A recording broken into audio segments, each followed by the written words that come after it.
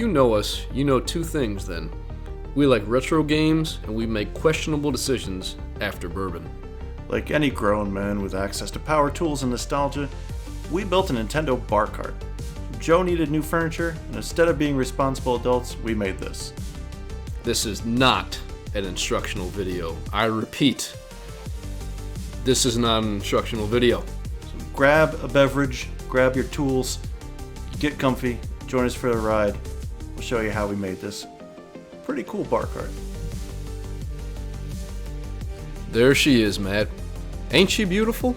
She is a beaut, Joe, and I'm willing to bet that this particular dresser survived multiple moves, and at least one emotional crisis.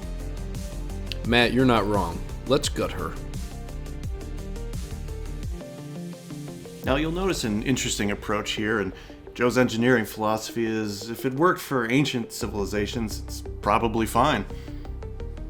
And somewhere an actual carpenter just had chest pains. I appreciate that feedback. Now, what every bar cart actually needs is a good set of wheels. And suddenly, portable bad decisions. It's time to start making this thing look pretty cool, and that brings us to painting steps. First thing we're going to do is throw a coat of primer on here, cover up everything, and we're going to do a bit of a two-tone approach here, and it's important to use painter's tape always if you're doing that. Be very careful not to go. So to get the accurate colors on this bar cart, I actually brought in my own NES to Lowe's. I mean, imagine explaining this request to the Lowe's employee, right? Bar cart, NES style? Okay. Somewhere in Lowe's, we know there's a paint technician still wondering about us to this very day, and she's wondering, what the f***?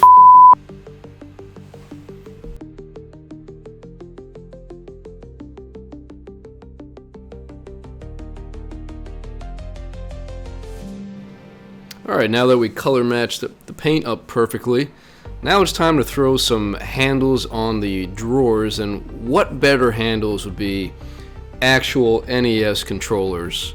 Yes, those are real controllers we used, and yes, some collector most likely just passed out from watching this.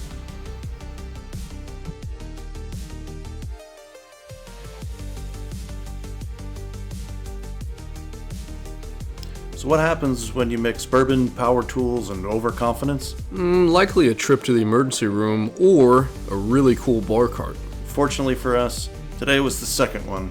Here we are putting a handle on the bar cart. If you've ever watched any of our videos, you'll know that Matt has a slight to insanely problematic fixture on LED lighting. Let me just say, every modern gaming setup, Joe, legally requires LED lighting. Legally?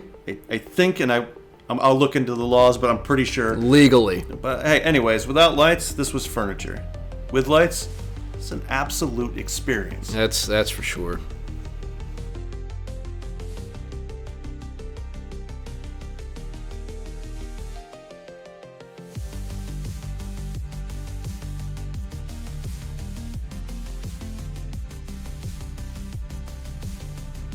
Next up, it's time to add the vinyl decal.